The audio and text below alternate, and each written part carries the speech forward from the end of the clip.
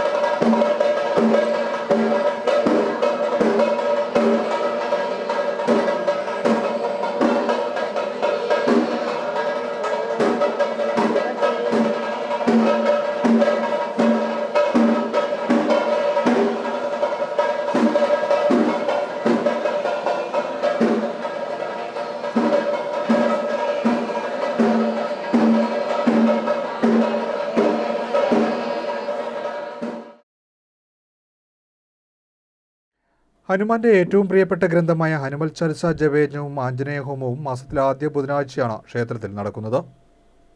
ഹനുമൽ ചാലിസ ജപയജ്ഞത്തോടൊപ്പം തന്നെ ഏറെ പ്രാധാന്യമർഹിക്കുന്നതും ഉദ്ദിഷ്ടകാര്യസിദ്ധിക്ക് വേണ്ടി നടത്തുന്ന ഹോമമാണ് ആഞ്ജനേയ ഹോമം.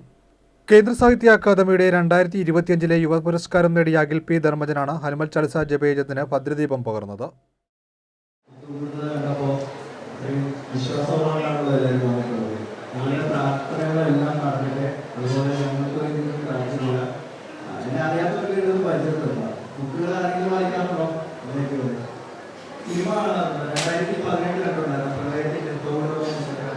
അത് എഴുതിയത് ഞാനാണ്.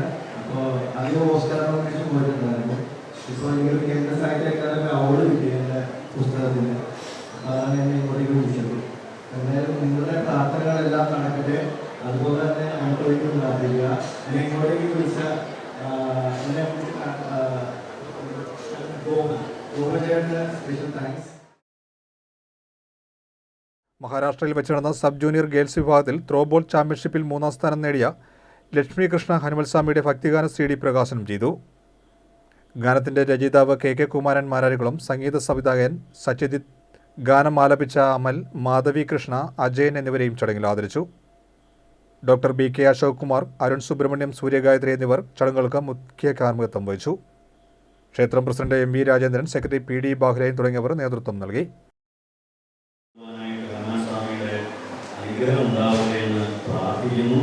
അതിനായിട്ട് നിങ്ങളുടെ എല്ലാവരുടെയും പ്രാർത്ഥന എല്ലാവരുടെയും ഭാഗത്തും ഉണ്ടാവും.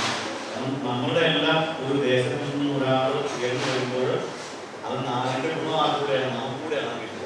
അപ്പോൾ അത്തരത്തിൽ നമുക്ക് അതിനകത്ത് എല്ലാവരെയും സപ്പോർട്ട് ചെയ്യാൻ നമ്മുടെ മലയാളികളൊരു വളരെ പ്രധാനപ്പെട്ട ഒരു കുഴപ്പമാണ് ആളുകളെ അനുമോദിക്കുക, അനുഗ്രഹിക്കുക എന്നൊക്കെ പറയുന്നത് വളരെ ചുരുക്കം ആളുകൾക്കുള്ള ഒരു കുഴപ്പമാണ്, ഒരു ഗുണമായിട്ടാണ്.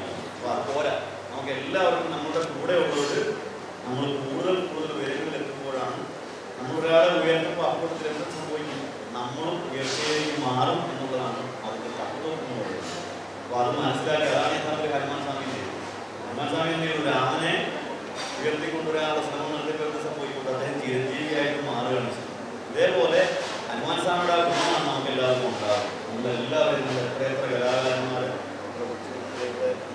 രണ്ട് പാട്ട് പാടാൻ പറയുമ്പോൾ മടിയായിരിക്കും. അപ്പോൾ ഇതൊക്കെ ആ പാട്ട് നമ്മളുടെ വേദനയും അതെല്ലാവരും കേൾക്കുക. അത് കഴിഞ്ഞാൽ